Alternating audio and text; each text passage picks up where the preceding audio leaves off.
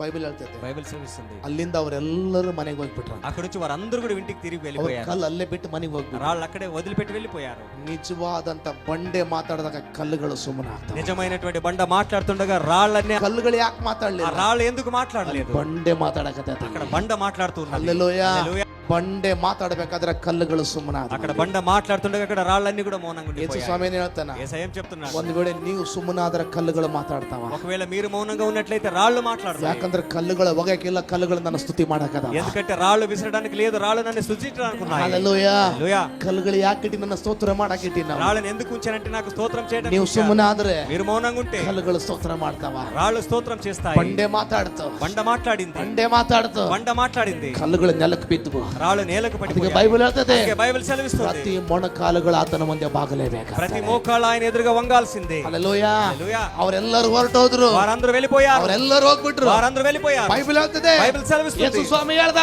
యేసయ్య చెప్పారు, ನಿಮ್ಮ ಒಳಗೆ ಯಾರು ತಪ್ಪು ಮಾಡಿಲ್ಲ ಅವ್ರ ಕಲ್ಲು ಹಾಕ್ರಿ. మీలో ఎవరు తప్పు చేయలేదో వాళ్ళు రాయిని మొదలు ಅವರೆಲ್ಲರೂ వారందరూ ನಾವು ತಪ್ಪು ಮಾಡಿ ಅಂತ ಹೋಗ್ಬಿಟ್ರು. మేము తప్పు చేసామని ಆ వెళ్ళిపోయారు. ತಪ್ಪು ಮಾಡ್ಲಾರ್ದವನು ಒಬ್ಬನೇ ಉಳಿದ, ಆತನ ಯೇಸು ಸ್ವಾಮಿ ಉಳಿದ ಅಲ್ಲಿ. తప్పు చేయని వాడు ఒక్కడే మిగిలాడు. అక్కడ యేసయ్య మాత్రమే మిగిలాడు. హల్లెలూయా. హల్లెలూయా. ಅಲ್ಲಿ ತಪ್ಪು ಮಾಡ್ಲಾರ್ದವನು ಒಬ್ಬನೇ, అక్కడ తప్పు చేయని వాడు ఒక్కడే, ತಪ್ಪು ಇರ್ಲಾರ್ದವನು ಒಬ್ಬನೇ, తప్పు లేని వాడు ఒక్కడే, ಆತನು ಯೇಸು.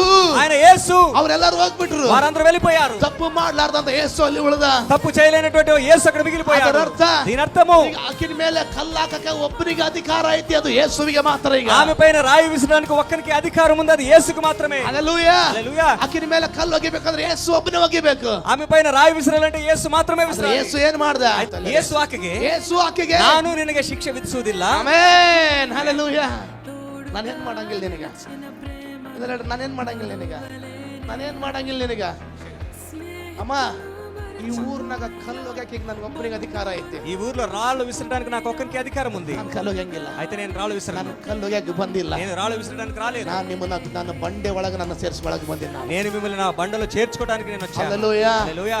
ರಾಯಿ ಕೊಟ್ಟడానికి రాలేదు. కళ్ళు ఒగేక ನಾನು ಬಂದಿಲ್ಲ. ನಿನ್ನನ್ನೇ ಬಂಡೆ ಆಗಿ ಮಾಡಿ ನಿಂದ್ರಸಕ್ಕೆ ಬಂದಿಲ್ಲ. నిన్నే బండగా చేసి నిలబెట్టడానికి నేను వచ్చాను. హల్లెలూయా. హల్లెలూయా. ಅರ್ಥ ಆಗದಾ? అర్థమవుతుందా? ಯೇಸು ಏನ್ ಹೇಳ್ದ? యేసయ్య ఏం చెప్పాడు? ಯೇಸು ಆಕೆಗೆ, యేసు ఆకెಗೆ, ನಾನು ನಿನಗೆ ಶಿಕ್ಷೆ ನಾನು ವಿಧಿಸುವುದಿಲ್ಲ. ನಿನಗೆ ಶಿಕ್ಷೆ ವಿಧಿಸಂಗಿಲ್ಲ.